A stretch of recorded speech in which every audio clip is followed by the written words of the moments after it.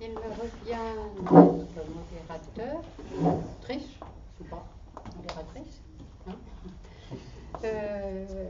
avec l'objectif d'essayer de faire émerger une synthèse, alors pas voilà, que nos différentes pensées, nos différentes consciences se rejoignent pour faire émerger quelque chose qui contribue non seulement à notre expansion de conscience, mais à l'expansion de conscience de l'humanité. Le monde n'est pas rentré. Le monde n'est pas rentré.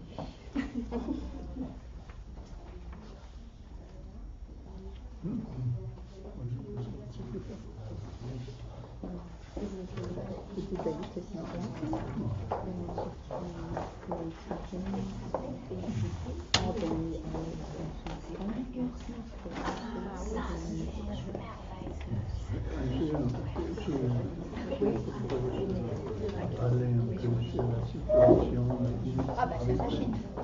Ah oui, vraiment, tout le monde est d'accord.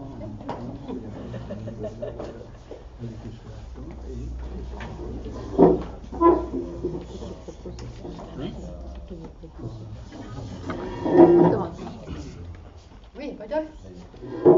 Je propose que nous réfléchissons et parlons ensemble sur la nouvelle situation en France avec les plus jeunes précédents que la pays a jamais eu et aussi avec la législature. Qu'est-ce que l'alcool peut influencer positivement cette nouvelle chapitre en France? D'accord. Alors écoute, on va le mettre de côté, hein, mais on va te redonner la parole pour ça après, ok, hein, donc là, donc je disais, je suis modératrice, je suis chargée d'être modératrice voilà, pour faire en sorte que ce flux d'idées qui nous a été apporté, autant par Roger qui allait nous transporter comme d'habitude des plus hautes sphères et puis du fin fond de la matière, voilà, pour voir ce que c'est que la conscience qui émerge dans dans cet espace, hein, entre ce qui pourrait apparaître comme deux incompatibles, mais qui bien sûr ne l'est pas, hein, entre l'essence divine et la robe divine. Hein. Et puis, Laurent, lui, nous a apporté tout ce que dit la science dure, hein, tout ce que dit, pas tout, mais en tout cas les grandes idées de ce qu'apporte la science dure par rapport à ce thème de la conscience, c'est-à-dire comment est-ce que nous cherchons à problématiser, à faire émerger ce que c'est que la conscience. Hein. Et en écoutant tout cela, je me suis dit, ah, ça c'est super, parce que Roger nous a dit tout à l'heure, en insistant, il a dit, le rayon 5, hein, c'est le rayon 5 qui apporte l'énergie de l'intelligence et qui titille, il n'a pas dit titille, mais la conscience. Qui enflamme. Voilà, qui enflamme la conscience. Hein, et ça fait émerger ce qui est ce niveau, alors entre l'essence divine, hein, et puis la robe divine, hein, ça va faire émerger la forme divine, et la forme divine qui a deux expressions, qui est une expression qui est du côté de l'âme spirituelle et une autre expression qui est du côté du corps éthérique. Et ça, eh bien, ce sont les deux enjeux de la science actuelle, hein, c'est-à-dire la science qui est une expression du rayon 5, donc science, voilà, c'est une expression du rayon 5, et cette science, elle a deux expressions majeures, enfin du moins, le rayon 5 a deux expressions majeures, je vais y arriver. D'une part, ce qu'on appelle la science dure, hein, qui est plus ce que vous a exposé Laurent, hein, et d'autre part, la science molle, qui souffre un peu parfois de reconnaissance, de manque de reconnaissance, et qui est plutôt qui est la science de la psychologie. C'est vraiment deux expressions du rayon 5 actuellement, deux belles expressions, et bien sûr ces deux approches cherchent sur qu'est-ce que c'est que la conscience. L'enjeu, c'est par la science dure la reconnaissance du corps éthérique, qui est l'outil de l'âme, l'intermédiaire entre justement l'essence divine et puis la robe divine. Hein. Et puis du côté de la psychologie, du côté de la science molle, l'enjeu, c'est la reconnaissance de l'âme spirituelle.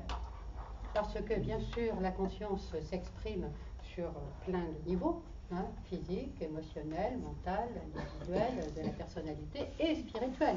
Hein. Et l'enjeu, c'est pour la science, la psychologie, c'est la reconnaissance de l'âme spirituelle.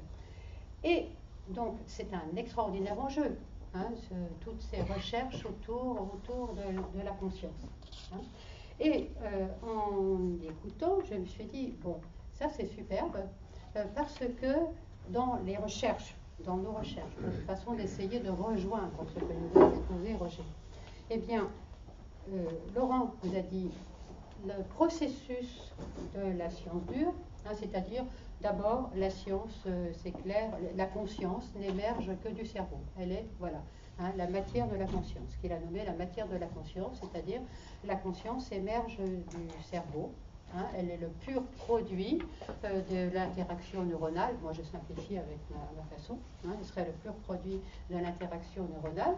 Et puis, petit à petit, les recherches aboutissent à dire « Ah, mais pas que, et peut-être bien que la science, en réalité, est extérieure au cerveau, et ce que montre le cerveau, ce serait plutôt la conséquence, non pas de la science, mais de la conscience, hein, que la conscience serait extérieure au cerveau. » Donc voilà, toute cette avancée-là. Du côté de la psychologie, ce qui est intéressant, c'est que ça a été la démarche inverse. Alors c'est normal, puisque dans la psychologie, on est plus du côté du subjectif. Hein. Et du côté de la psychologie, au niveau de la science du cerveau, au démarrage, personne ne s'y intéressait au cerveau. Hein. On considérait que c'était une boîte noire qui était un peu comme un ordinateur et qui juste traitait l'information. Il y avait des informations qui rentraient dans le cerveau collectées par les 5 sens et puis qui étaient traitées, voilà, qui étaient globalement qui étaient traitées. Donc là, voilà, on ne s'intéressait pas au cerveau. Par contre, du côté de la psychologie plus subjective, hein, eh bien, il y avait, on s'intéressait plus, on a commencé à s'intéresser à l'inconscient. Alors, parce que, voilà, le corollaire de la conscience, c'est l'inconscient. Et du côté du subjectif, eh bien, on était plus devant le fait qu'on n'est pas toujours conscient. Alors, le premier à en parler, enfin, les premiers à en parler, c'était Descartes avec le cogito. Lui, il a dit, voilà, on est conscient, nous pensons, nous sommes conscients, et puis l'inconscience, c'est plutôt, ceux qui sont inconscients, c'est plutôt ceux qui sont fous. Hein, c'est-à-dire l'inconscience est vraiment plutôt une grosse anomalie. Hein. Ensuite, un siècle après, il y a eu Mesmer qui, lui, a plutôt dit, voilà, l'inconscience, c'est une dissociation de la conscience. Hein, et puis, heureusement, on peut intervenir sur l'inconscience via l'hypnose. Voilà. Hein, donc, on en était là jusqu'à ce que Freud, qui s'appuyait aussi au démarrage sur les travaux de Mesmer, dise « Ah, mais en réalité, il y a un énorme inconscient. » Avant, on ne parlait pas d'inconscient en tant que comment dire, que non commun comme structure. On disait plutôt il y a des faits qui sont inconscients. Et là, Freud a dit « Mais non, en réalité, il y a un énorme inconscient. » Et même par rapport à la conscience, l'inconscience, c'est vraiment la partie immergée de l'iceberg. Donc en réalité, nous sommes bien plus souvent inconscients que conscients. Hein. Et donc, à partir de là, et jusque-là, l'approche des sciences cognitives n'existait pas encore à ce moment-là. Hein. C'est simplement, c'est Freud qui, le premier, a dit, mais on s'intéresse à la conscience, mais qui s'y intéressait par le corollaire, par son corollaire, qui est l'inconscient. En disant, ce qui est plus intéressant, finalement, c'est l'inconscient, parce qu'on est beaucoup plus souvent inconscient que conscient, et qu'en plus, l'inconscient trouve le moyen de se manifester en traversant la barrière, lui qu'il appelle la barrière du refoulement, hein, c'est-à-dire que tout ce qui nous dérange on le renvoie dans l'inconscient. Tout ce qu'on ne peut pas traiter, on le renvoie dans l'inconscient. Mais il y a une barrière très perméable quand même entre l'inconscient et le conscient. Et puis on s'en rend compte par les lapsus, les actes manqués et les rêves. Donc voilà, et il a dit, il faut s'intéresser, donc il a construit la psychanalyse pour s'intéresser, voilà, en disant, mais la psychanalyse, ça va être, on va aller essayer d'analyser tout ce qui se passe dans l'inconscient. L'idée étant de mieux comprendre aussi la conscience, mais voilà, il faut s'intéresser à cet inconscient. Sachant que Freud, lui, surtout, il ne voulait absolument pas que l'on parle d'un inconscient qui dépasse le psychisme inférieur. Pourquoi? Parce que l'enjeu pour lui, il voulait absolument faire reconnaître l'inconscient, et je dis merci Papy Freud, de nous d'avoir œuvré vraiment pour faire reconnaître l'inconscient, parce qu'il s'est fait largement attaquer il était lui-même scientifique, science dure, il s'est fait largement attaquer par ses confrères qui l'ont mis au banc de la communauté scientifique dans un premier temps, parce qu'il était accusé de dire, oui, mais alors s'il y a quelque chose qui est inconscient, on est là dans l'abscon et on est en train de virer vers le mysticisme, donc on est en train de revenir vers l'obscurantisme religieux qui n'a rien à voir avec le scientifique, donc là, ça y est, on est retourné vers Satan, globalement. Donc, lui, il s'est dit, il a appuyé sa théorie de l'inconscient vraiment sur le psychisme inférieur, et il l'a basé à outrance sur l'étude de la sexualité. Pourquoi? Parce qu'il se dit, la sexualité, tout le monde a cette expérience commune-là, donc on peut mieux comprendre ce qui se passe, on peut mieux intégrer l'inconscient par rapport à l'expérience commune vis-à-vis de la sexualité. Voilà. Heureusement, on n'en est pas arrêté là, on n'en est pas resté là. Et il y a Jung qui au démarrage était le fils spirituel de Freud, donc plus jeune que lui est censé continuer son œuvre, qui lui, Jung, il s'est intéressé à l'inconscient collectif.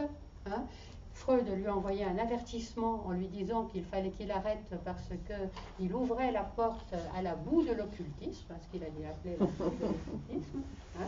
Et puis Jung a continué son travail, il a continué vraiment son approche mystique, et donc il a été banni de la communauté des psychanalystes freudiens. Et il a développé sa propre approche, notamment avec les notions d'inconscient collectif et aussi d'une énergie psychique que l'on peut penser être l'énergie spirituelle sans qu'il en parle dans ce sens-là, mais de toute façon c'était un mot qui était vraiment interdit, donc voilà, donc la notion d'énergie psychique. Et ensuite, il y a eu Assagioli, qui est à la fois un contemporain de Freud et un contemporain de Jung, un peu plus jeune que les deux, qui a continué le travail. Assagioli, qui lui a travaillé avec le tibétain, et qui a fait son propre modèle en y rajoutant, donc en s'appuyant sur l'inconscient freudien, en disant oui, il y a bien l'inconscient freudien, il y a bien l'inconscient collectif, et en rajoutant le supraconscient et le soi, qui sont la partie spirituelle de l'être. Donc on s'est retrouvé du côté de la psychanalyse avec petit à petit, on a quand même réussi à ramener un peu tous les niveaux du psychisme, le psychisme inférieur, l'inconscient collectif qui nous met en lien les uns avec les autres, et puis le psychisme, enfin du moins l'être supérieur, le supraconscient. Tout cela étant du côté de l'inconscient finalement. Vous percevez comment on a fait, puisque le supraconscient, ça fait partie de notre inconscient pour l'instant. Et donc, le déploiement de la conscience consiste à élaborer de plus en plus ce que c'est que cet inconscient, donc de plus en plus à ouvrir l'inconscient, c'est à empiéter sur l'inconscient, ce qui un jour devrait nous amener à, on pourrait dire, la conscience universelle ou la continuité de conscience, dont nous sommes absolument loin, mais qui serait finalement que tout ce qui est cet inconscient, y compris ce supraconscient spirituel, devienne une réalité objective. Bon. Et on en était là, et puis à un moment donné, eh bien, avec l'avènement plus des neurosciences et de toute l'imagerie, de l'imagerie cérébrale, hein, dont vous a parlé Laurent, eh bien, on a commencé à s'intéresser au cerveau. Avant, le cerveau, on s'y intéressait quasiment pas. Hein. On a commencé, enfin, les psychologues ont commencé à s'intéresser au cerveau. Ça a été le développement de la psychologie cognitive. De la psychologie cognitive, qui au démarrage était vraiment simpliste, puisqu'elle voyait ça comme un ordinateur qui traite les informations. Et puis ensuite, de plus en plus, avec justement tout le développement des neurosciences, eh bien, on a pu faire des expériences et voir que les émotions, ça a été la grande approche de Damasio, voir que les émotions influaient sur l'imagerie cérébrale, c'est-à-dire on met des électrodes, on suscite l'émotion chez quelqu'un, et puis on se rend compte que ça vient activer certaines zones du cerveau, et en plus, petit à petit, on va même jusqu'à voir que ça modifie la structure du cerveau, c'est-à-dire l'organisation du cerveau.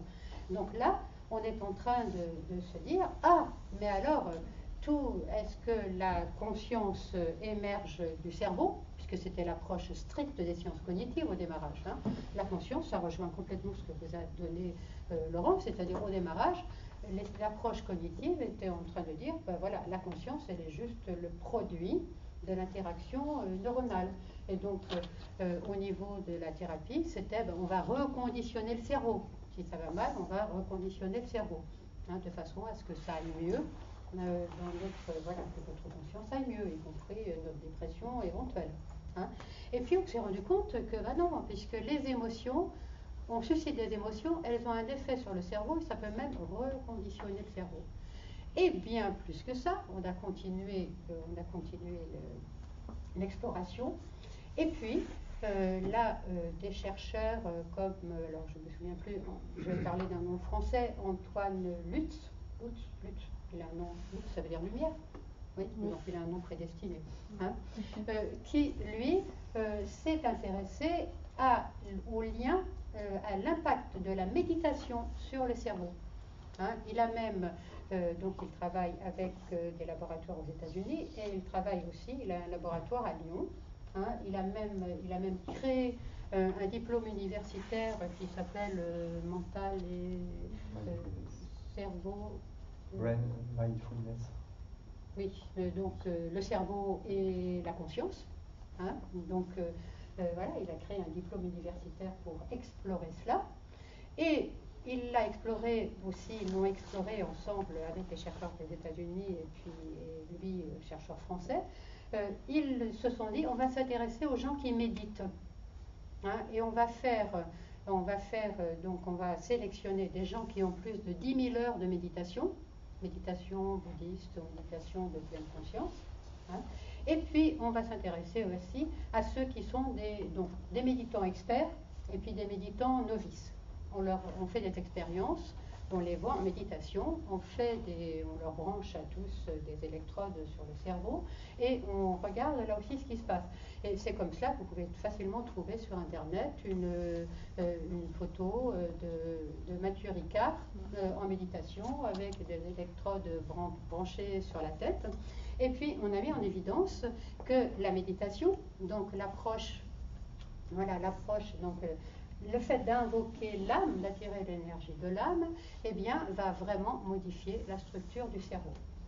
Donc là, donc ça, c'est l'approche des sciences cognitives et des neurosciences qui finalement est en train de se rapprocher de ce que dit la psychanalyse, en tout cas la psychanalyse d'Assagioli ou la psychanalyse jungienne, c'est-à-dire que la conscience n'émane pas du cerveau, mais elle vient de sphères au-delà du cerveau. Hein. Et alors que pendant tout le temps où les sciences cognitives, les neurosciences ont pris leur essor, la psychanalyse a été considérée comme étant has-been, négligée, puisque voilà, non reconnue avec sa notion d'inconscient. Maintenant, on est en train finalement de dire, ah ben finalement la psychanalyse avait peut-être pas complètement tort dans son approche, et bien plus, les psychanalystes qui bien sûr s'estimant non reconnus, méprisaient tout ce qui pouvait être du côté de la science dure et du côté d'une conscience ou un inconscient réduit à une activité du cerveau, commencent à s'intéresser sacrément aux neurosciences, puisqu'ils se disent, mais en fait, les neurosciences sont en train de montrer objectivement, scientifiquement, ce que nous disons depuis longtemps. Donc c'est un merveilleux croisement qui est en train de s'opérer.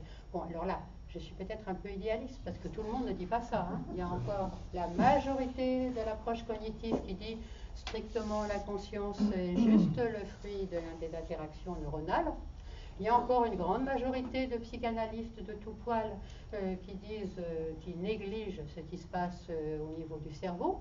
Mais quand même, hein, on commence vraiment à faire ces croisements, qui est de très très bon augure au niveau de l'émergence de ce que c'est que la conscience, et donc de la reconnaissance de ce que c'est que d'une part du corps éthérique d'un côté et d'autre part de l'âme spirituelle de l'autre. Hein, deux grandes expressions du rayon sacré. Et je vais terminer par une citation que j'aime beaucoup, qui est une citation du tibétain issue du traité sur la magie blanche, qui dit « L'unique moyen d'apprécier, dans une certaine mesure, le processus suivi par l'expansion de la conscience divine chez l'homme est d'étudier le rapport entre mental et cerveau et de noter ce qui se passe lorsque le cerveau devient l'instrument intelligent du mental.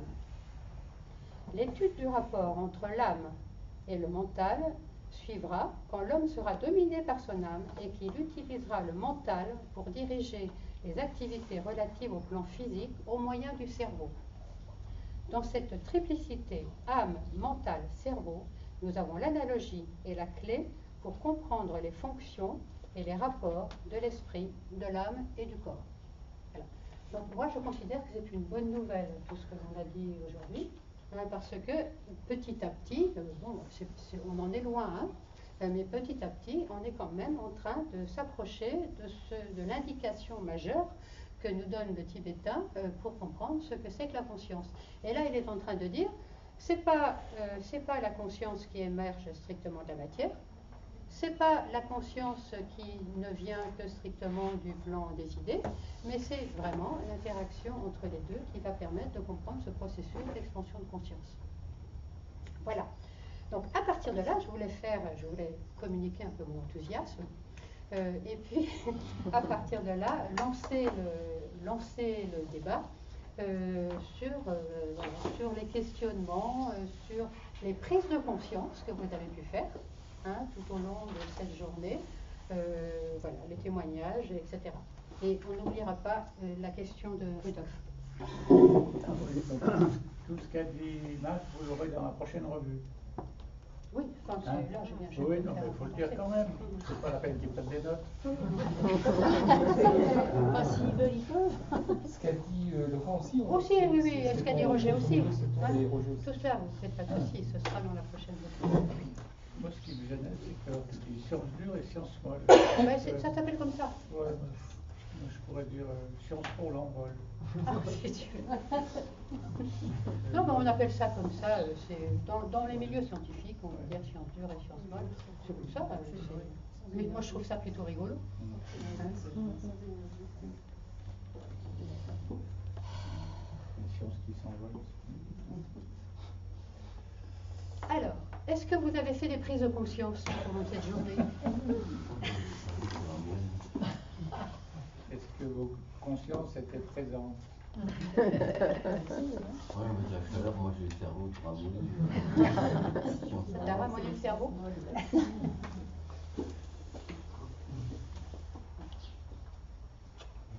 La conscience, en fait, la conscience, elle est partout. Elle n'est pas que dans le cerveau, mais elle est partout, dans les arbres, dans les fleurs, dans les plantes, chez nous. Enfin, j'ai l'impression qu'elle est dans le cosmos, partout. Ça, c'est l'impression que ça me donne maintenant. Mais bon. Merci, oui. C'est basique. Non. Parce que Alors, il y a un très beau film de Besson qui s'appelle Alice, qui aborde ces questions-là. Et je me demandais si Luc Besson, il était dans un groupe ésotérique, s'il était branché, parce qu'il reprend tout ça. Et il le présente alors à travers un film. Alors bon, forcément, c'est romancé, mais je trouve que du coup, ça passe très bien dans le public. Et ça doit faire réfléchir inconsciemment beaucoup de jeunes et beaucoup de gens qui regardent ce film. Comme ça. C'est quel film? Alice. Pardon, Lucie. C'était pas honneur à Alice. Lucie, oui, excusez-moi. Lucie, parce que voilà, après à la fin du film, il fait référence à la première Alice. Ouais, il n'a pas fait du tout pour la voix. Non, mais Lucie, oui. Voilà. À ton admirateur.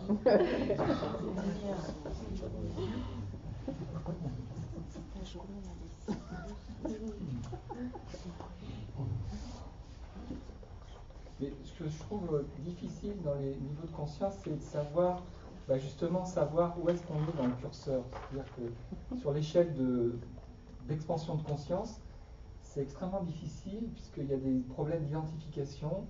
Est-ce qu'on est, est-ce qu'on est dans la personnalité? Est-ce qu'on est, on approche un peu la conscience de l'âme? Est-ce que, voilà, et ça, c'est extrêmement difficile.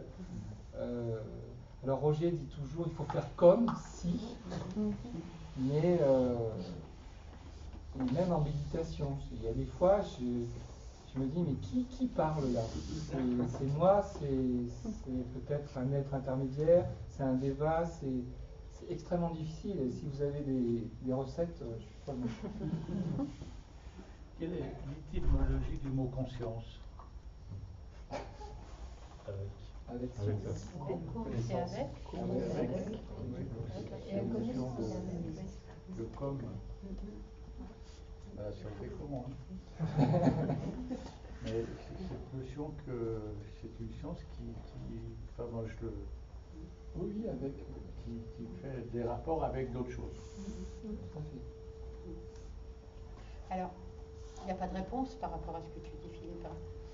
Mais par contre, justement, maintenant que l'on peut observer le fonctionnement du cerveau, on se rend compte des incroyables interconnexions, hein, et qui mettent aussi en évidence de combien on peut avoir une conscience émotionnelle, une conscience mentale, une conscience, de plus en plus on mettra en évidence la conscience spirituelle si on continue à travailler sur les effets de la méditation.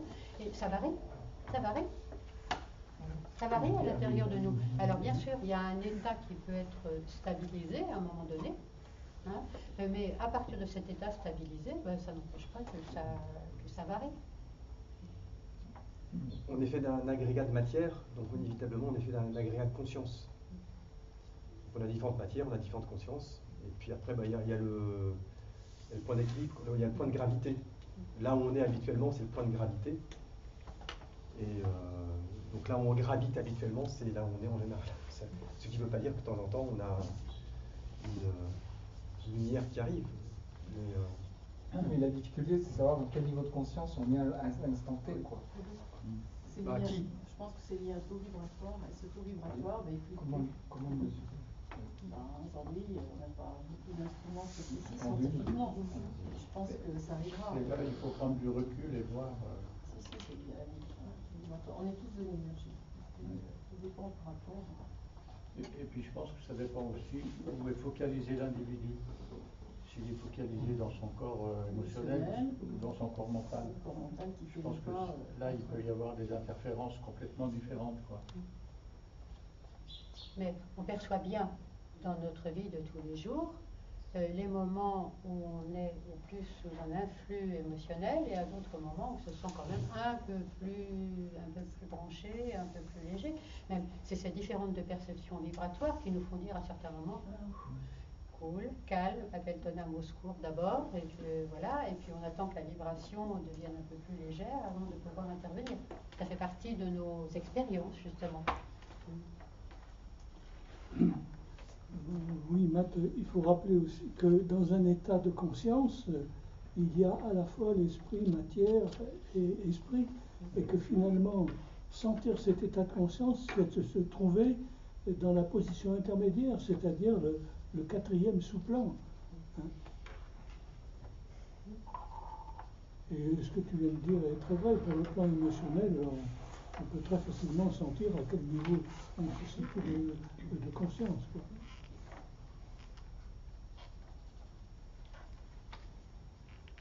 Moi, ce qui m'a frappé, en fait, dans ta conférence, c'est que tu nous parles de l'aspect matière, de ce qui peut être observé scientifiquement. Et il y a énormément de modèles qui ont été proposés pour tenter d'expliquer l'émergence de la conscience. Et dans tous ces modèles, à chaque fois, j'y vois la possibilité d'une résonance ésotérique avec ce qui est notre domaine, l'occultisme dur, on va l'appeler, puisque c'est l'occultisme en fait transmis par la hiérarchie. Et à chaque fois, on sent que ce qui a été découvert dans la matière devient compréhensible à partir du moment où il y a quelque chose d'ésotérique dedans. Je prends un des exemples, un exemple à partir d'une des explications de la conscience, qui était quand tu nous disais qu'il y avait des groupes de neurones qui agissaient comme des fonctions, en fait, mathématiques. Donc l'information rentre à l'intérieur du groupe neuronal, qui est une fonction, et il en ressort un résultat. Puis ce résultat revient à nouveau dans une boucle dans le cerveau, il va repasser à nouveau par une autre fonction, et cette fonction secondaire, plus élaborée, va générer de la conscience. Et puis si ça repasse en fait une troisième fois, ça va générer de la conscience de la conscience, c'est-à-dire de l'autoconscience. Si on prend juste ce modèle et qu'on essaie de faire une analogie en fait avec l'ésotérisme et l'émergence de la conscience qu'on appelle la conscience de la personnalité, on se dit, d'abord on est un corps physique. Notre corps physique a des perceptions donc, qui sont données par les 5 sens. Ces perceptions sont assimilées par le corps, puis un deuxième corps vient en surimpression, va utiliser ces perceptions et il va en quelque sorte à son tour avoir sa fonction, il va assimiler ces perceptions de base et il va s'en dégager des impressions. Et les impressions, ce sont des perceptions qui ont fait un impact intérieur. Donc quand j'ai une impression de quelque chose, c'est finalement que ma perception a impacté un degré plus intime, plus intérieur de ma propre personne. Mais cette impression, c'est de la conscience, on pourrait dire, de quelque chose, mais cette impression n'est pas de l'autoconscience. Si je rajoute à nouveau, je repasse à nouveau une deuxième fois, une troisième fois dans la boucle, que ma perception qui s'est transformée en impression, je vais à nouveau tenter de l'observer, je vais devenir du coup observateur de mon impression, c'est-à-dire je vais devenir conscient de mon impression. Et c'est le stade où on utilise son corps mental. Donc, quand tu parlais de ces boucles en fait successives, je ne sais pas si c'est un constat ou si c'est juste une théorie qui est, qui est appliquée pour essayer de comprendre la conscience dans le cerveau, mais j'y vois finalement le travail que l'âme fait pour rendre une personnalité autoconsciente. C'est-à-dire qu'elle utilise un corps qui a un certain nombre de facultés, le corps physique, il est réceptif d'un point de vue sensoriel. Elle utilise ensuite un second corps qui a la possibilité, lui, de ressentir en quelque sorte les choses intérieurement. Donc c'est le deuxième stade d'élaboration de la conscience. J'ai des perceptions et j'ai des impressions fournies par ces perceptions. Et ce stade est le stade, par exemple, d'une conscience animale. Un animal a ses perceptions, et puis en même temps, il éprouve quelque chose en ayant ses perceptions. Mais il n'est pas conscient du système. Pour ça, il faut une troisième couche. Et donc, c'est la couche mentale qui l'apporte. J'observe les impressions que je ressens. Et à ce moment-là, ça veut dire que je deviens conscient de moi.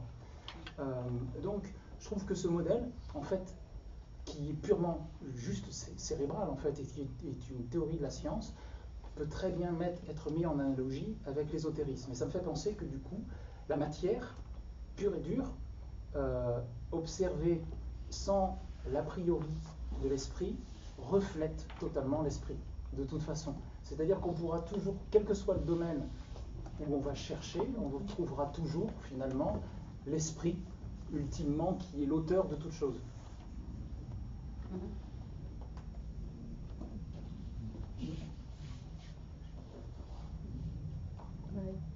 La robe divine est le reflet parfait de l'essence divine. Ouais. Et vice-versa. C'est un bon résumé, j'aurais pu le dire aussi court. Merci Alice. Belle synthèse.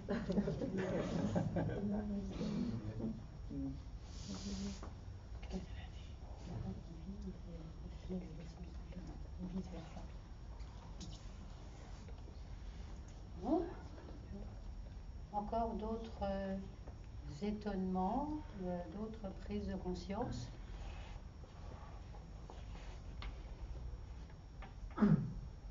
Oui, juste sur les explications aussi, j'ai bien aimé le début, la distinction entre la réalité, qui a priori n'est pas connue, et la représentation qu'on pouvait s'en faire, ce que tu appelais Laurent, l'environnement et la manière dont on cherchait à appréhender les choses. Et j'étais surpris, j'étais saisi déjà par ça, je me suis dit c'est super, et je me suis dit mais pourquoi on n'applique pas ça tout le temps en fait? Parce qu'après, dans la suite, quand tu exposais les différentes parties qui étaient des représentations, la physique par exemple, dans le monde, on va opposer, comme tu l'as fait, ce que font tous les physiciens, la physique classique et la mécanique quantique. Et on se dit, il y a 2 degrés de réalité. Mais ce qui est bizarre, c'est pourquoi on se dit ça, alors qu'on avait commencé au début en se disant, il y a une réalité qu'on ne connaît pas, et ensuite il y a des modèles. Et ça aurait été bien que nos physiciens se disent, actuellement on a un modèle de physique classique qui ne correspond pas du tout avec le modèle de la physique quantique.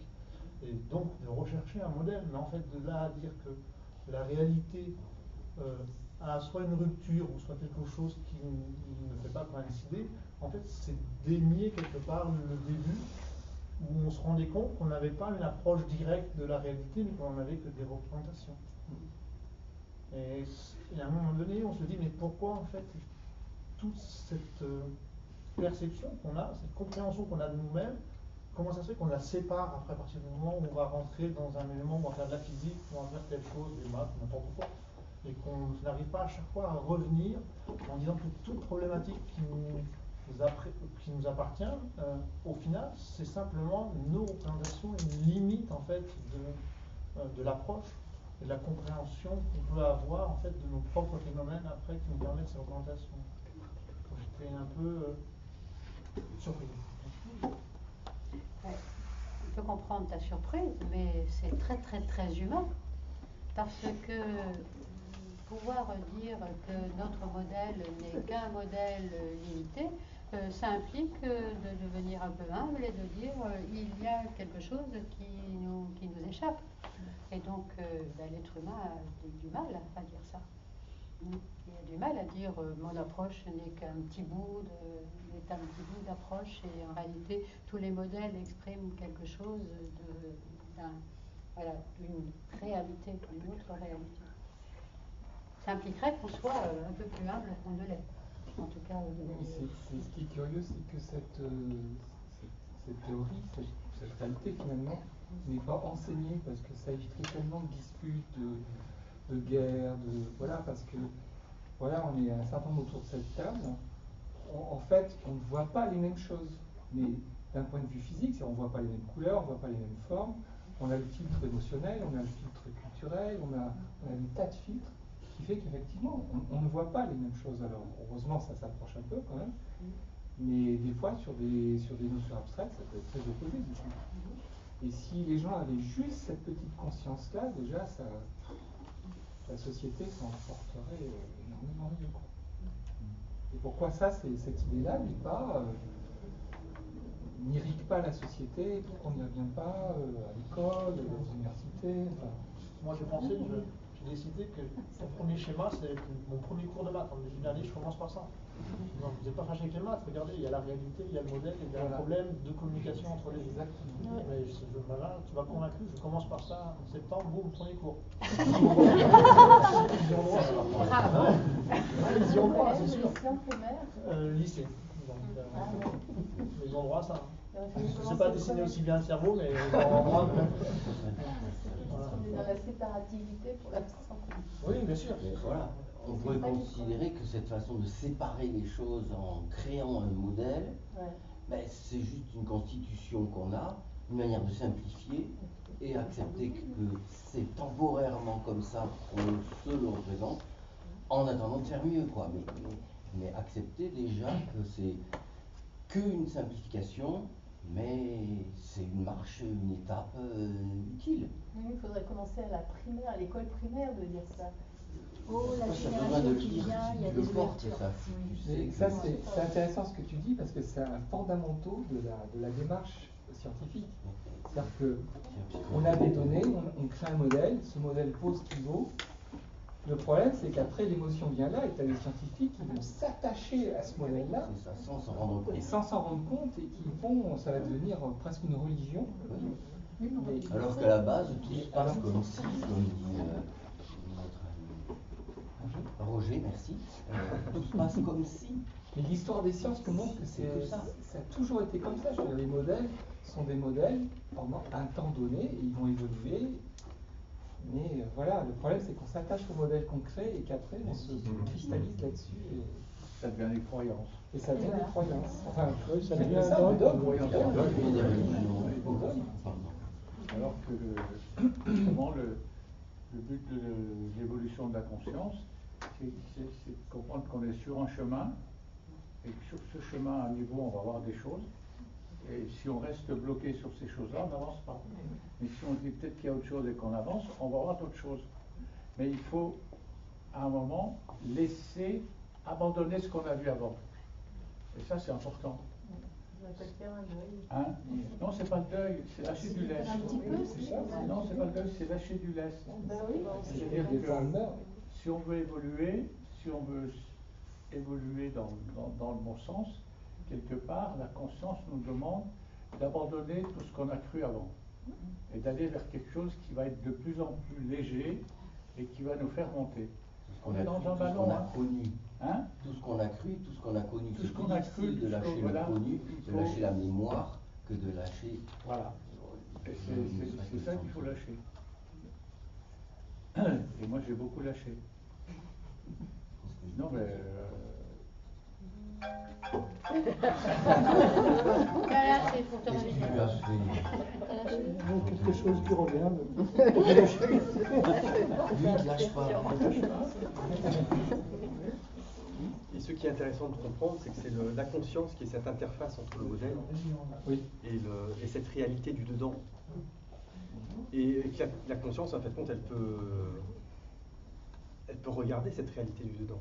Sauf qu'on est habitué plutôt à regarder vers l'extérieur, vers cet environnement extérieur qu'on prend pour la réalité.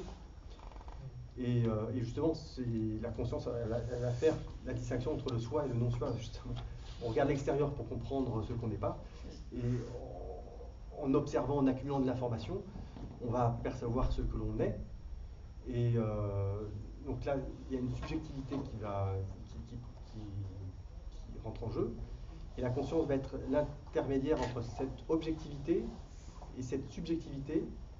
Et en travaillant de plus en plus sur cette subjectivité, on va découvrir l'unité. Et on va rentrer dans ce monde un, qui est à la source de tout, qui est l'origine de tout. Mais il faudra que la conscience se retourne, se regarde elle-même, comprend sa subjectivité pour comprendre qu'en fait, derrière, il y a une unité totale, quoi. C'est par l'élargissement de la conscience, par l'observation de la conscience, par le travail de la conscience avec cette matière, qui fait que petit à petit, elle s'expande, elle s'élève en conscience et en connaissance, et qu'elle englobe petit à petit des systèmes de plus en plus grands, et que petit à petit, il y a le tout qui est intégré. Et que l'évolution, elle se fait avec cette conscience, et elle ne peut pas se faire sans cette conscience.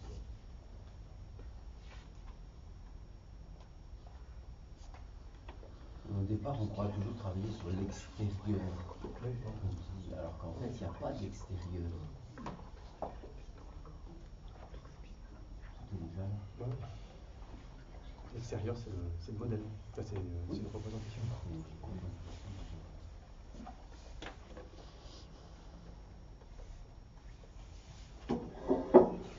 Qui veut parler? Oui, je vais vous donner la parole. Je voulais juste savoir s'il y avait d'autres questions sur d'autres observations sur des prises de conscience ou des questions à Roger, des questions à Laurent. Des questions à Max. C'est pas une question, mais je me sens plein de gratitude par rapport à cette journée, donc merci à tous.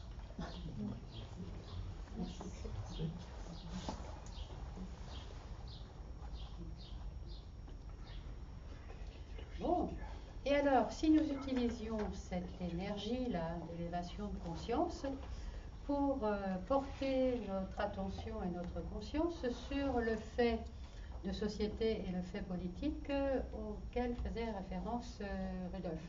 Peux-tu nous poser ta question? Comme un exercice pratique, hein? On va voir ça comme un exercice pratique. Et on a déjà un peu discuté avec Roger.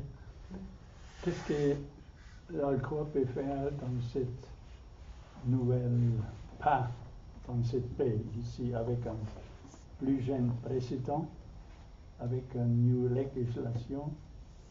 Qu'est-ce qu'on peut faire contribuer de cette groupe pour c'est un totalement pas neuf qui est maintenant avant nous. Et ce sera intéressant à savoir nos différentes idées, comment on peut aider. Voilà, c'est ça, c'est ce que j'ai proposé. Parce que c'est vraiment quelque chose globalement essentiel aussi pour la coopération en Europe, et pas seulement en Europe, surtout avec les autres pays aussi. Et un groupe comme Alcor, je crois, peut faire vraiment canaliser certaines énergies qui peut aider à jouer un rôle peut-être de cette paix ici, un peu différent sur la grande mouvement global que nous avons aujourd'hui. Et aussi en Europe surtout, parce qu'on a aussi les certaines crises ici. Voilà, c'est une question en général, mais peut-être dans un groupe avec 20 personnes, on a les différentes approches et les différentes idées. Voilà. Merci. Il y avait Alice d'abord qui demandait la parole, Oui, ensuite Roger. Oui. C'est juste que je m'étais reposé la question en me demandant, à la lumière du travail sur la conscience, en quoi ces nouveaux mouvements politiques est un travail sur la conscience. Est-ce qu'on peut dire qu'il y a un travail sur la conscience?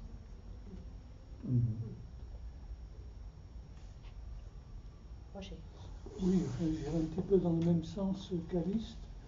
Il est évident qu'à l'heure actuelle, en France, il y a une dynamique énergétique qui s'est manifestée. Et le problème, enfin la question se pose de savoir dans quelle mesure des groupes comme le nôtre ne peuvent pas aider par la méditation justement à cette dynamique énergétique pour qu'elle crée une nouvelle orientation spirituelle.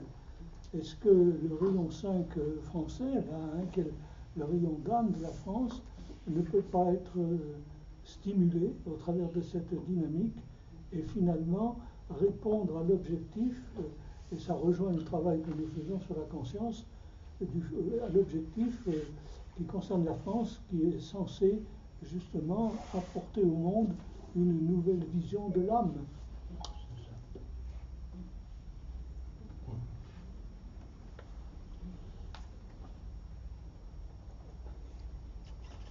Pour moi, ce que a dit Christian, ça résonnerait parfaitement. Il faut laisser le savoir ancien derrière soi et puis s'aventurer vers le nouveau et l'expérimenter et ne pas avoir peur. Bon, je suis suisse, hein, je ne suis pas vraiment complètement concerné et expert dans la matière. Changement de confrontation pour la coopération. Ça, c'est par exemple. Ce sont les deux valeurs, des différentes valeurs que jusqu'à maintenant on a cherché régler nos différences, etc., avec la confrontation.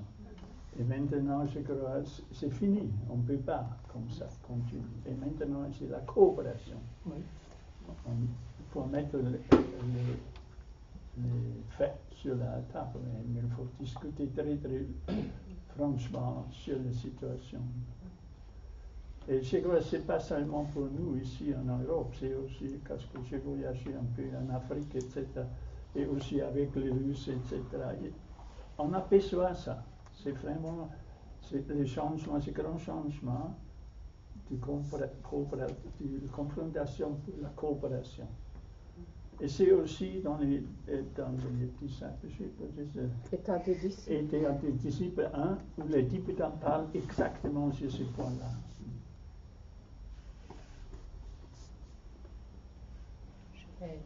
Je me donne la parole. Il est certain que c'est vraiment un grand espoir ce qui se passe en France.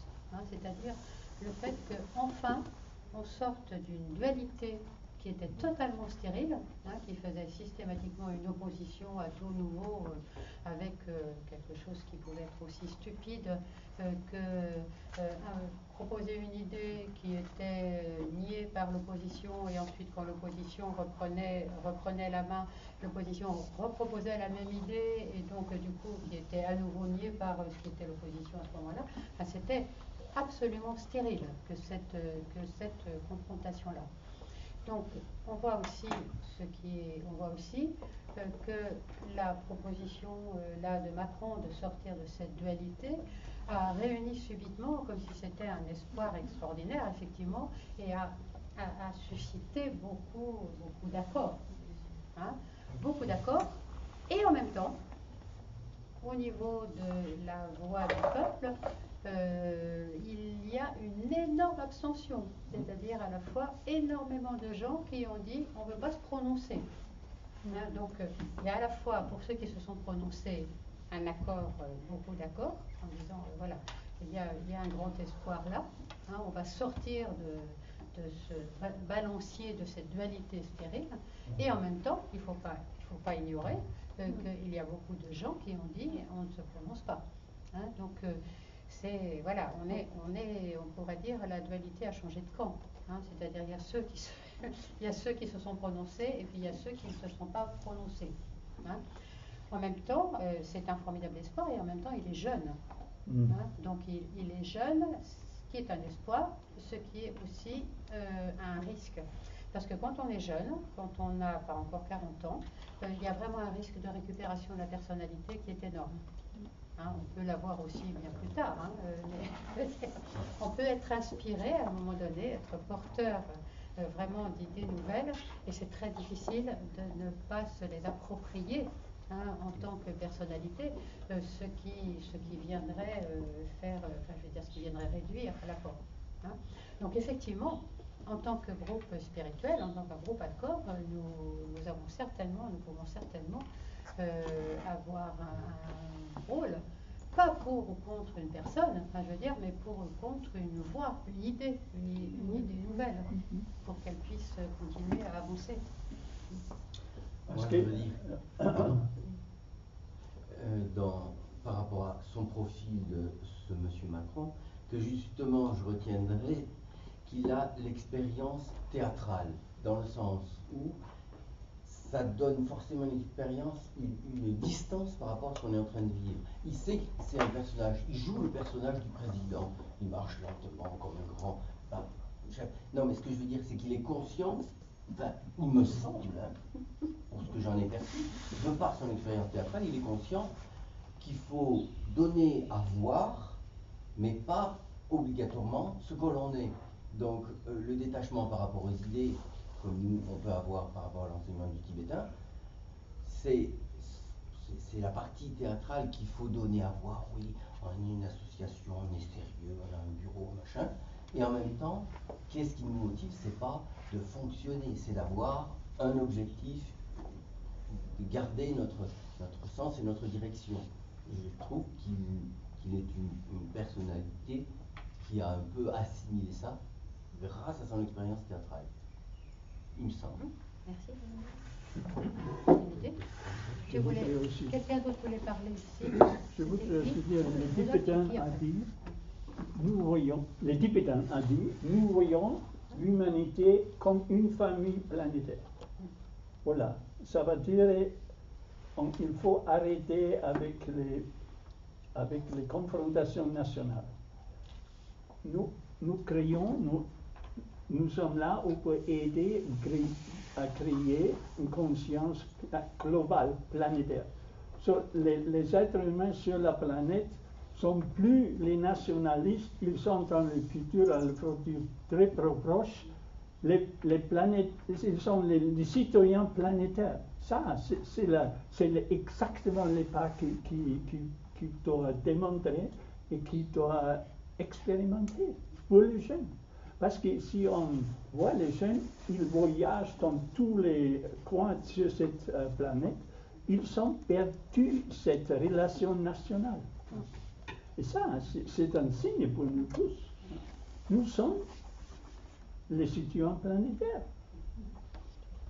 C'est aussi exactement l'essence des Tibétains qui disent c'est une humanité sur ces planètes-là.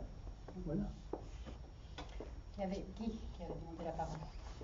Oui, c'est peut-être une nuance de vocabulaire, mais moi je pense que refuser la confrontation, c'est un refoulement. Et que la confrontation est un préalable à tout compromis éventuel, et donc à une coopération. Ce qu'il faut peut-être éviter, c'est l'affrontement. Mais pas la confrontation. Si même le groupe Alcor, s'il n'y avait pas eu des confrontations, c'est une naïveté, quoi. La confrontation est utile, mais la confrontation stérile est inutile. Oui, c'est ça. Surtout les confrontations militaires, par exemple. C'est plus nécessaire.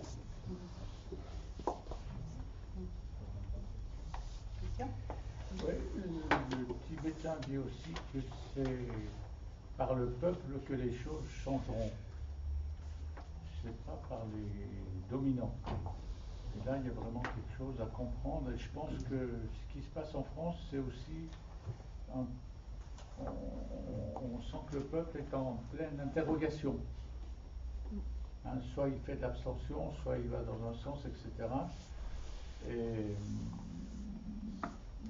donc, moi, je vois aussi qu'il y a beaucoup d'initiatives qui sont en train de se faire, de petites associations, tout ça, qui veulent voir une autre démocratie, une vraie démocratie. Qui commence à parler, justement, comme tu disais, de coopération, de biens communs. Il y a des... il y a une association qui s'appelle Demain en commun, dans laquelle il y a plusieurs associations qui vont dans le même sens. On n'en parle pas, ça, dans la presse, tout ça. Justement, je pense que c'est les médias qui ont apporté des choses en ce moment et qui a changé leur manière de on sent qu'il y a quelque chose qui est en train de se passer et que, quelque part, cette prise de conscience du peuple, des gens, va certainement amener à quelque chose.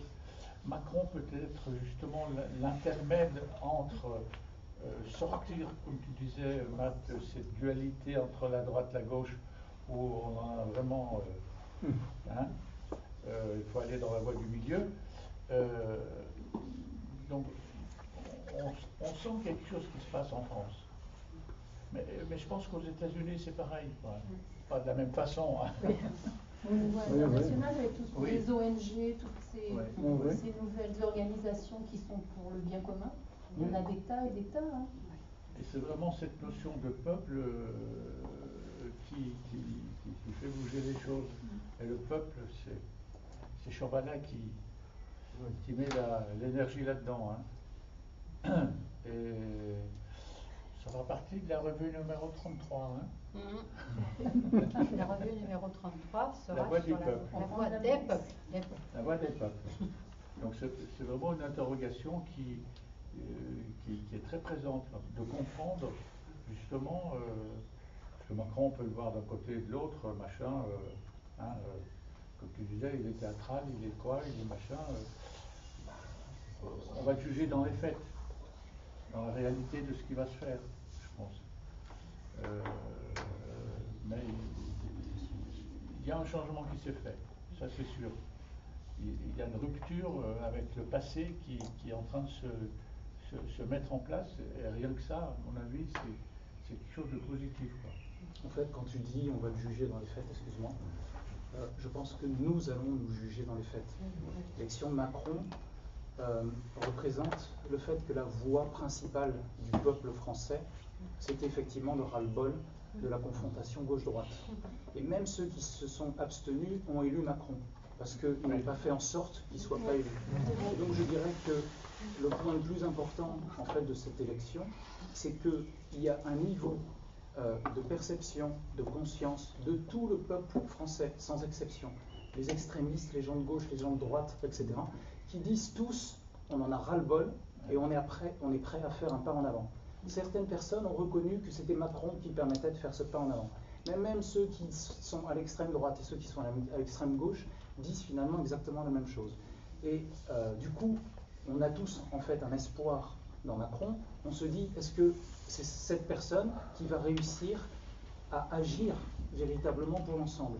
Mais même les gens en fait qui ne sont pas d'accord les uns avec les autres, finalement, ne sont pas d'accord pour exactement les mêmes raisons.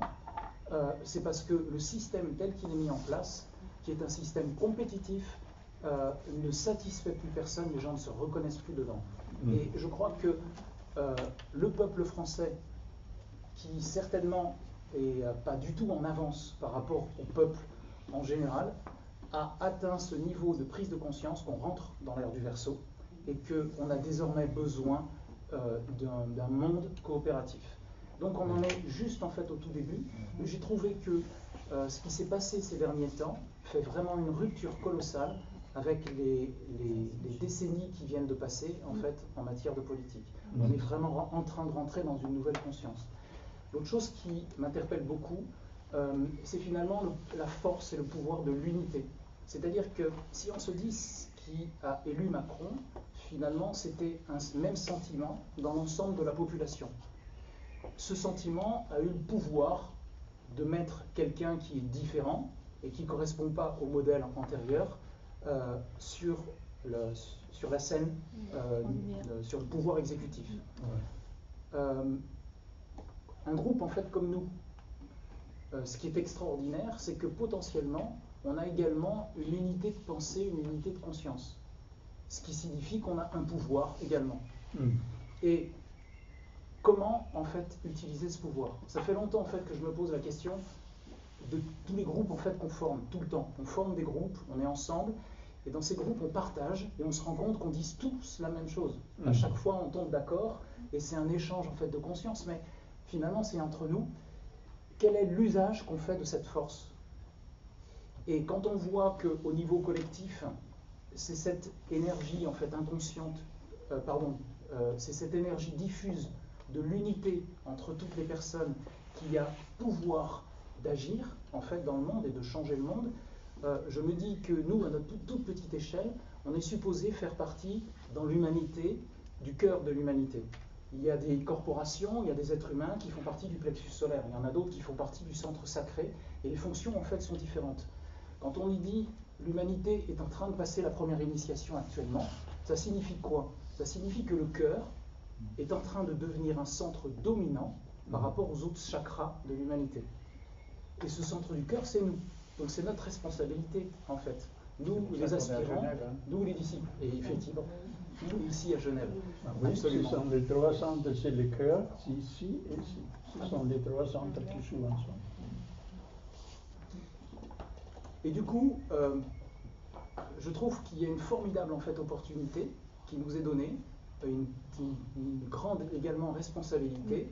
Je suis tout à fait en fait, d'accord avec Rudolf quand il disait que le point important, c'est de savoir en fait qu'est-ce qu'on fait maintenant de ce trésor qui nous a été donné et dont on se rend compte de l'importance, c'est-à-dire l'enseignement ésotérique, le fait que la hiérarchie s'est adressée pour la première fois depuis des millions d'années à l'humanité et que d'une façon directe et officielle, elle a dit voilà, on vous indique, on vous donne la voie, on vous donne également les moyens, mais c'est à vous de faire le travail, parce que vous faites partie de l'humanité. Donc voilà, Que le Tibétain a dit, le dernier mot, the work must go on. Je pense que le travail qui est à faire, c'est d'imaginer quelle pourrait être la société de demain pour mettre en œuvre cette organisation-là à travers des valeurs nouvelles, etc. Quelque part, parce qu'on a l'idéal, mais on n'a encore pas, je veux dire, concrètement, il faut faire ça. Et moi, ça fait longtemps que peut-être on peut, dans l'assemblée, on peut peut-être commencer avec une série de certaines informations. Oui, par exemple. Oui. Vous avez déjà l'instrument oui, ici? Ça peut être un sujet de réflexion, justement, quelles sont les valeurs et puis les faits concrets, quoi. En disant ça, je pensais à deux choses. Il y a ce qui est subjectif et ce qui est objectif. Subjectivement, il y a l'unité en fait dont je parle, c'est une unité intérieure. On est tous ensemble en fait à l'intérieur et dans un même monde. Cette subjectivité est une force immense. Et puis il y a de l'autre côté la manifestation et ce qu'on va faire à partir de cette force. Donc il y a tout ce qui est autour de nous, il y a tout l'impact. Dans le faire, on est tout directement effectivement dans un monde objectif. Et on peut très vite en fait se tromper parce qu'on emploie des méthodes qui ne sont pas celles qui correspondent à l'unité subjective, à la qualité subjective qui nous relie. Donc, quand je disais qu'est-ce qu'on peut faire, c'était surtout en termes de prise de conscience en fait de cette unité, sachant que quand une personne agit juste de façon, on va dire, héroïque dans son existence parce qu'elle sert l'âme, cette personne est toujours centrée sur sa subjectivité. Elle n'est jamais centrée sur un dehors. C'est intéressant de voir tout à l'heure ce qui était dit quand on parlait de Macron, on disait qu'il y avait quelque chose de théâtral. C'est-à-dire que, oui, c'est exact, il emploie des techniques et il utilise des formes et c'est un moyen en fait de déporter sa conscience sur à quoi je ressemble, quelle est mon apparence et quels moyens je vais pouvoir utiliser pour faire ce que je veux. Mais la véritable action ésotérique, elle est centrée. L'individu est avec ses valeurs, et avec ces valeurs qui sont si puissantes et auxquelles il reste totalement raccordé, il y a une action qui en découle. Et cette action existe en quelque sorte par voie de conséquence. Donc il n'y a pas de calcul. Et c'est pour ça que le Tibétain nous demande de méditer, et qu'il nous dit méditer ensemble. C'est-à-dire qu'on n'aura pas l'inspiration en se disant tiens, qu'est-ce qu'on pourrait faire finalement comme boulot et qu'est-ce qu'on pourrait manifester. On aura l'inspiration à partir du moment où on aura trouvé notre unité subjective. Quand le matin je suis en méditation, que je puisse avoir la conviction que vous êtes tous présents avec moi. À ce moment-là, la force qui est en moi pour pouvoir agir dans ma vie est multipliée par 25 puisqu'on est 25 aujourd'hui. Et c'est une force, si c'est une force d'âme, ce que je vais faire dans ma vie, c'est vous tous qui le faites avec moi. Il y a 25 personnes qui agissent à travers Philippe, formidable. 25 qui agissent à travers Pascal, c'est formidable aussi. Et je pense que c'est ça en fait le changement. Donc à l'échelle collective, c'est un petit peu ce qui se passe en fait en France à travers la prise de conscience politique aujourd'hui. Les gens en fait se rendent compte qu'il y a entre eux une unité qui commence à transpirer. Et c'est ça qui change après le monde extérieur. Et donc je me dis, pour nous tous, un point qui est de très grande importance, c'est de véritablement rester profondément liés. Ici, on vient pour l'AG d'Alcor, on se voit une fois dans l'année. On n'est que 25 et il y a 70 millions de personnes en France, il y a 7 milliards en fait sur la planète. Mais 25 qui sont unis et qui agissent durant toute leur vie avec leur cœur et avec ce sentiment d'unité, c'est un très très grand pouvoir. Et il me semble que c'était ça, en fait, une grande part du message du Tibétain quand il forme des groupes semences et qui dit voilà, je vous forme un petit groupe, mais c'est rien ces petits groupes. Et pourtant c'est tout, parce que c'est ça qui doit changer finalement la planète, qui doit nous faire passer à une nouvelle ère. Donc je pense en fait, je voudrais vraiment partager ce sentiment avec vous tous, qui est le sentiment du pouvoir de notre unité subjective. Et la petite chose en fait que je perçois, c'est ce lien intérieur qu'on peut tenter d'entretenir même quand on ne se voit plus. Là, l'AG va se terminer, on va se retrouver les uns et les autres, on repart. Si on peut garder en nous la présence des autres, être conscient qu'il y a vraiment une unité de conscience et qu'elle nous accompagne en fait tout le temps, je pense que c'est comme ça qu'on fait le meilleur service. C'est l'action du colibri. Il n'y a pas besoin de chercher à regarder, tandis que la vraie perception Attendez, ne peut pas revenir en arrière. Je vais donner la parole à Thierry. Oui, vas-y, tu cherches à prendre la parole depuis quelque temps, puis ensuite Rudolf. Je voulais reprendre Rudolf aussi. Quand tu dis les jeunes ont perdu la notion de la nation, mais je crois que psychologiquement il va falloir, la place d'Alcorce, c'est pour être de proposer d'autres choses, comme tu dis, la conscience de l'unité. Parce que s'ils perdent cette notion confortable qu'il y avait, on est de la même nation, hein, on est bien chaleureux, etc. Si ça s'effondre, il faut que ça soit psychologiquement remplacé par une autre valeur ou une autre sensation, une autre perception qui les rassure autant pour qu'ils puissent continuer à être et à participer. Sinon, ça va s'effondrer. On est de nulle part, on va nulle part, on fait peut-être n'importe quoi. Je trouve que par exemple, avec la peur, tu peux rien faire.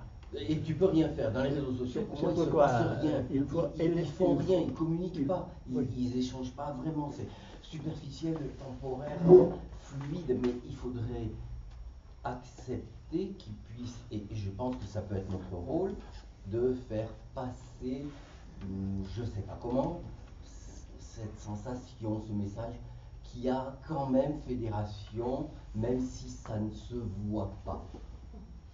Voilà. Merci Thierry. Il y a 40 années que Krishnamacharya a commencé à travailler à Genève. Les livres sont aussi là. Et il a toujours le groupe ici réuni et il a dit qu'il faut faire 2 fois par jour une discipline, une méditation. Les 6 heures le matin et les 6 heures le soir. Parce que chaque 12 heures, les êtres humains ont besoin des énergies cosmiques et comme ça, le groupe est très très stable antérieurement. Et il y a certains groupes, une certaine personne ici dans cette région, mais aussi sur d'autres places sur la planète, qui suit cette discipline. Moi aussi. Et je peux dire, ça donne une stabilité intérieure, parce que mes batteries sont toujours rechargées tous les 12 heures. Et c'est pourquoi, comme vous le savez, j'ai voyagé pour les derniers 40 ans sur toutes les places sur la planète. Et j'ai travaillé avec combien de groupes, je ne sais pas. Mais c'était parce que je suis cette discipline ici. Je n'ai jamais eu peur, je n'ai jamais eu les problèmes financiers. C'était tout déroulé. J'ai contacté les milliers de personnes dans tous les continents. Et ce n'était pas parce que j'ai voulu ça. Non, c'est venu, cette proposition est venue vers moi. Et j'ai accepté. J'ai voyagé pendant 40 ans sur toutes les places presque sur la planète. Seulement pour aider et pour donner cette instruction sur la discipline de méditation et les 10 groupes semences. Voilà, c'est tout. Merci, Rudolf. Merci. Si le moment est venu de clore ces rencontres, ces rencontres 2017, et nous allons, sauf si vraiment quelqu'un, est-ce que j'ai oublié quelqu'un qui voulait parler? Non. Donc nous allons faire ces rencontres 2017, ces rencontres Alcor 2017 par une méditation qui va être conduite par Jérôme. Méditation sur le thème de la conscience.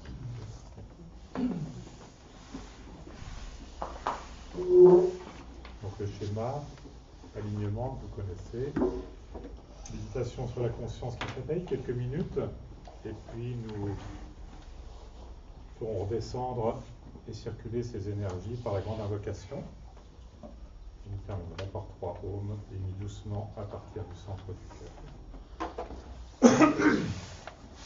Nous nous installons confortablement sur notre chaise, les pieds bien à plat.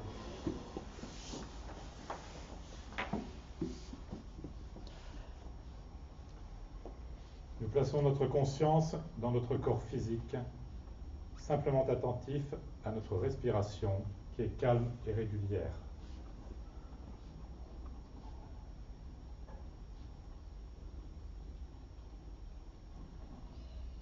Nous centrons notre conscience dans la tête, puis nous élevons notre conscience du plan physique au plan émotionnel, que nous visualisons comme un grand lac calme, paisible comme un miroir, tranquille.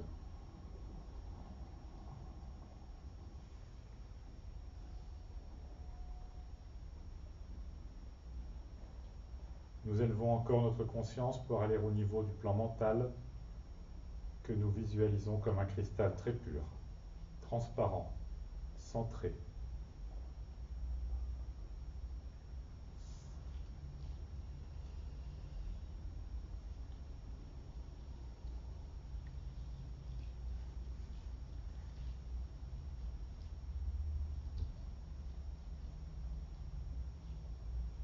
Puis nous nous élevons encore et centrons notre conscience au niveau de l'âme spirituelle.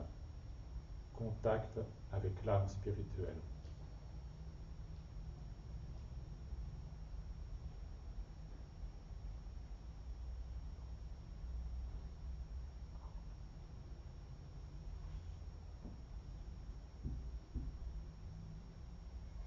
Sur ce plan, nous ne sommes plus qu'un, et en tant que groupe, nous nous unissons au groupe des serviteurs du monde, à la hiérarchie spirituelle de la planète et au Christ en son centre.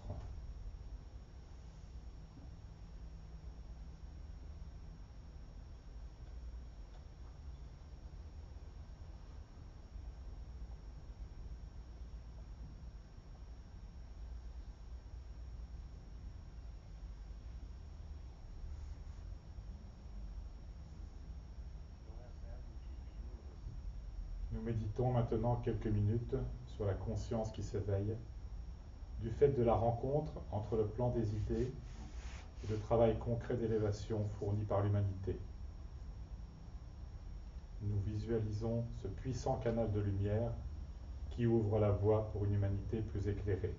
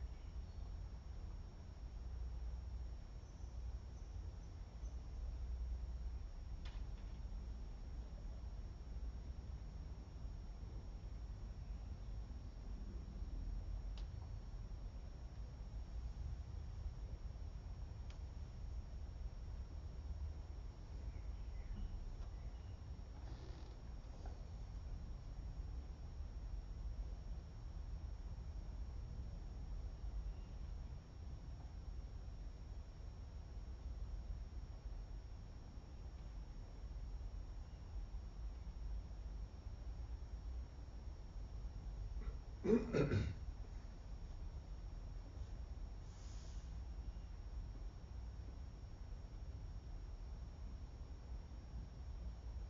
cette lumière inspire et apporte la révélation à tous les êtres humains, politiques, religieux, scientifiques, enseignants, philosophes, chercheurs de tous ordres.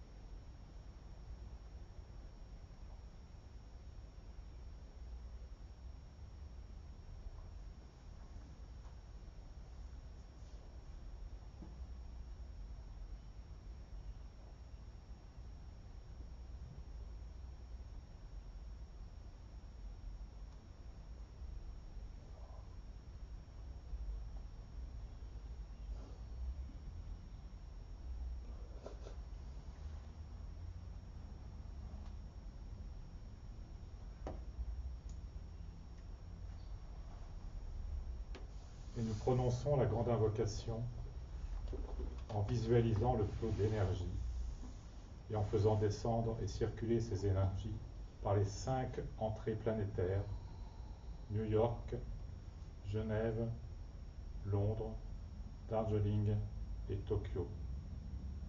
Voyons la conscience de l'humanité tout entière irradiée et demandons aux grands êtres d'aider les nations à révéler leurs âmes.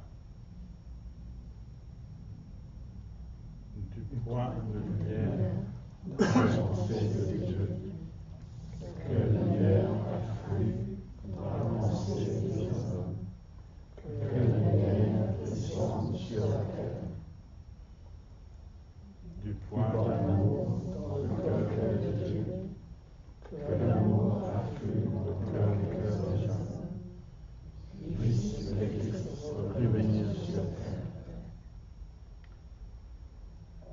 Du centre où la volonté de Dieu est connue, que le dessein digne de faible vouloir des hommes, le dessein que les permettre de manifester à terre. Du centre que nous appelons la grâce des hommes, que le grand amour et de lumière s'épanouisse et puisse la porte de la ténèbre humaine.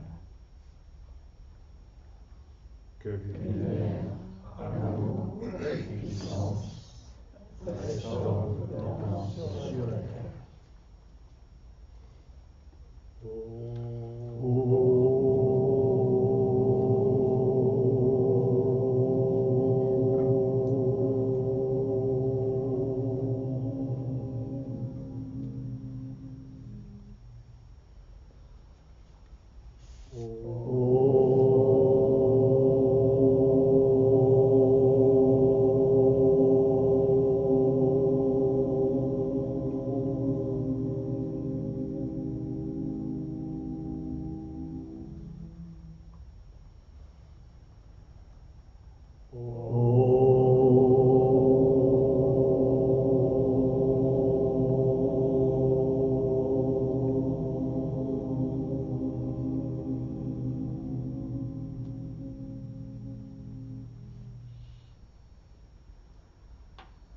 qu'il en soit ainsi, et aidez-nous à faire notre part.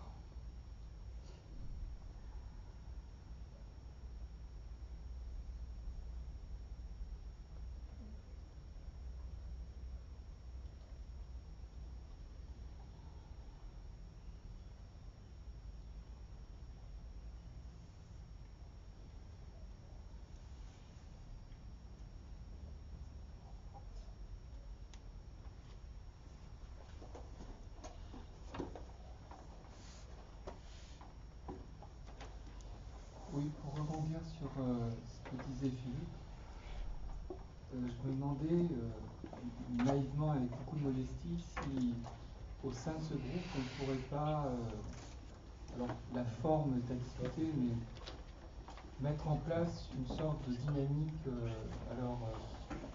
Dans un premier temps, j'ai pensé à une liste de diffusion qu'on pourrait s'envoyer toutes les semaines, tous les 15 jours, je ne sais pas.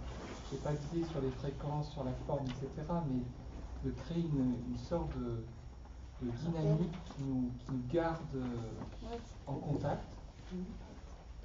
Voilà, ça prend après, on lit le mail, on ne le lit pas, mais voilà, il y a une pensée, et avec une pensée semence qui pourrait, on pourrait visiter durant la semaine, par exemple. Je trouvais que la fréquence une fois par semaine, c'était sympa, parce que voilà, toutes les semaines, on sentirait tous les membres du groupe. Alors il y a la liste de diffusion, je me tourne vers l'informaticien. Moi j'utilise des listes de diffusion à Indra, mais c'est propre à Indra, donc je ne peux pas l'utiliser, mais j'imagine que sur Google ou sur... il y a des structures, j'imagine, où il y a ces systèmes-là où les gens peuvent s'inscrire, se désinscrire. Et l'intérêt que je vois à ça, c'est que, voilà, déjà le groupe, et puis après, j'imagine qu'on aura envie d'agréger, voilà, des amis, et puis peut-être qu'un petit feu, ça commence avec 3 brindilles, et que petit à petit, ça peut prendre un certain goût. Individuellement, il faut trouver sa propre discipline. C'est le premier pas. Et après, on peut travailler avec les autres en formation de groupe en méditation. Nous avons accepté cette méditation ici à Genève, 6 le matin, 6 le soir. Et on l'a fait les derniers 40 ans, presque 50 ans. Et ça donne une certaine fréquence, ça donne une certaine tension positive sur la planète, ici, dans le centre de la Chine. Voilà, nous sommes tous libres à faire certaines disciplines. Personne est dicté à faire ça. Il faut le faire avec ma libre décision. C'est le point 1. Et c'est pourquoi, si on a une fois commencé, on va sentir antérieurement un changement et aussi il y a une certaine influence sur notre conscience si on accepte certaines disciplines qui sont données par les maîtres de sagesse. Je peux seulement dire ça très bref, mais c'est comme ça marche comme ça. Tu voulais dire quelque chose, Laurent ? Oui, il y a une feuille de présence qui est passée, chacun a mis ses coordonnées, la plupart ont mis leur adresse email. Ce qu'on peut faire, c'est mettre sous forme de papier et l'envoyer à tous ceux qui sont présents. Donc si vous voulez qu'on partage des informations, on peut envoyer à tout le monde cette liste de présence, avec les adresses, les numéros de téléphone, les emails, sauf si vous ne... Sauf si certains sauf s'il y en a qui ne veulent pas. Ouais. Ceux qui ne veulent pas sont partis déjà.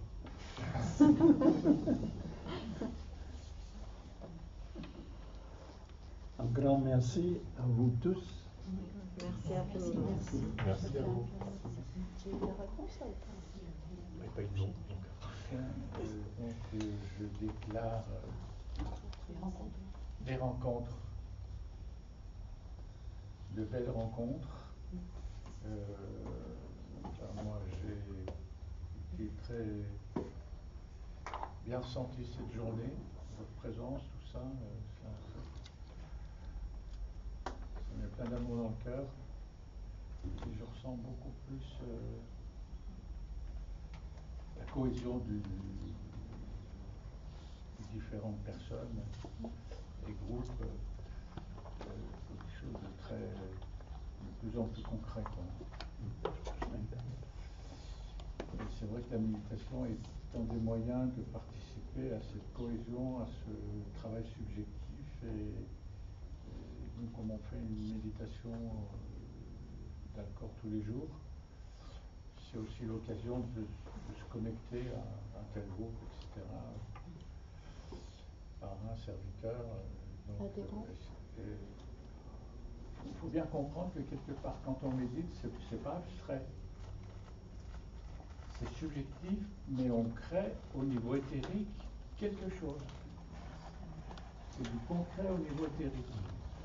Et cette construction éthérique, plus elle va être entretenue, plus elle va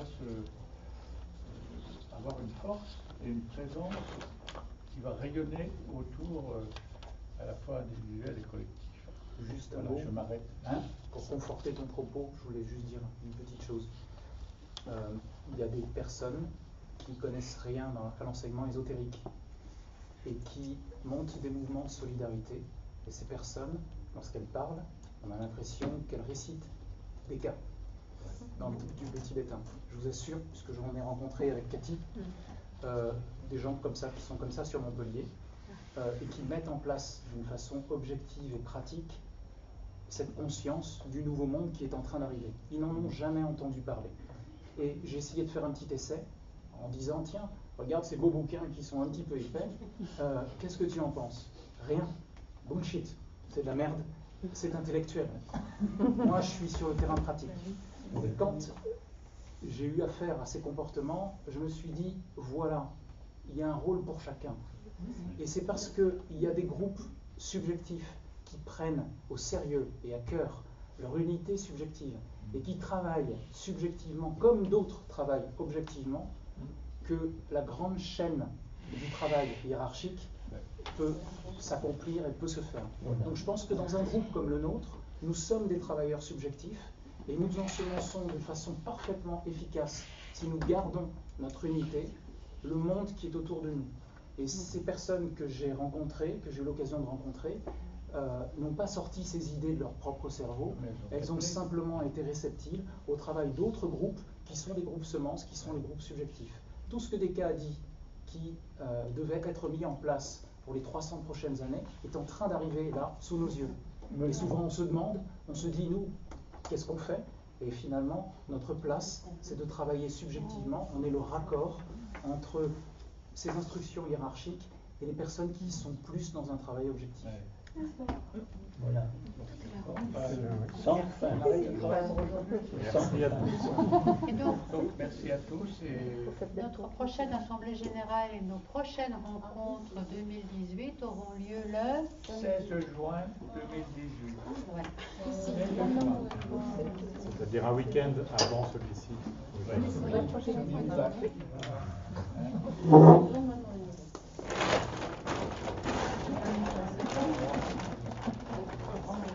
En tout cas, merci infiniment. Juste une dernière information, parce que Roger est d'accord, si les personnes autour de cette table veulent avoir une copie des livrets, des opuscules qu'on écrit là, TLC1, TLC2, je suis complètement d'accord. contacter, c'est du numérique, ça ne demande aucun, enfin c'est pas un gros travail. Voilà, j'ai déjà envoyé à 2 personnes là, donc il suffit de me contacter, moi je vous les envoie. On n'a pas